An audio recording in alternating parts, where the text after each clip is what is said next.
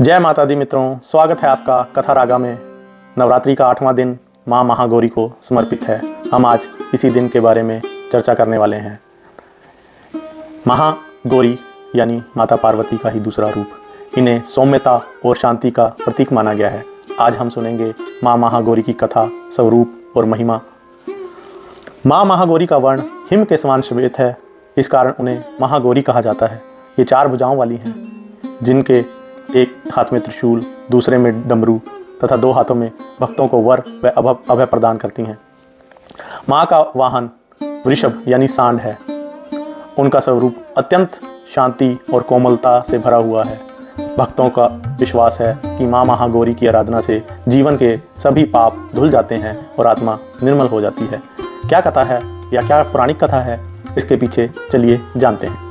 कथा के अनुसार माँ पार्वती ने भगवान शिव को पति के रूप में पाने के लिए कठोर तपस्या की थी।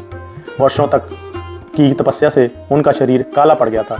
जब भगवान शिव ने उनके तप से प्रसन्न होकर गंगा जल से स्नान कराया, तब उनका शरीर उज्जवल व गौरव वर्ण का हो गया। इसी समय महागौरी का नाम प्रसिद्ध हुआ।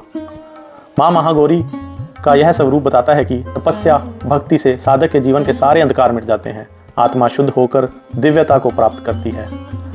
क्या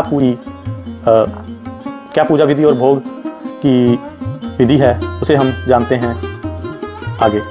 8वें दिन महागौरी की पूजा सफ़ेद फूलों और विशेष रूप से चमेली के पुष्पों से करनी चाहिए। भोग में नारियल और दूध से बनी मिठाई का चढ़ावा अत्यंत शुभ माना जाता है। इस दिन कन्या पूजन भी विशेष महत्व रखता है। छोटी कन्याओं को भोजन कराकर उनका आशीर्वाद लेना माँ महागौरी की कृपा पाने का सर्वोत्तम उपाय है। पूजा के समय साधक को ओम देवी महागौरे नमः मंत्र का जाप करना चाहिए। इससे सभी कष्ट दूर होते हैं और जीवन में शांति आती है। क्या आध्यात्मिक महत्व है इसके पीछे? माँ महागौरी की उपासना से साधक का मन निर्मल होता है और उनके जीवन में पाप, दुख, दरिद्रता का नाश होता है। माना जाता है कि जो भक्त माँ महागौरी की कृपा पाते हैं, उनके जीवन में सुख, समृद्धि और वैवाहिक जीवन में खुशहाली बनी रहती है।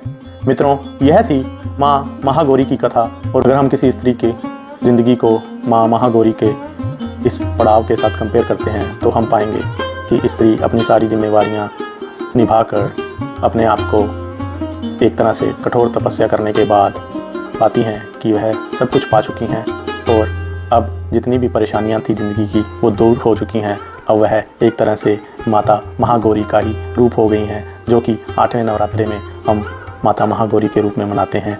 तो एक तरह से यह स्त्री के जीवन का ही एक पड़ाव है, जिसे हम माता महागौरी कहते हैं। और उनकी महिमा 8वें दिन में माँ की पूजन करने की भक्त जीवन में शांति, सौभाग्य और सुख का आवास होता है।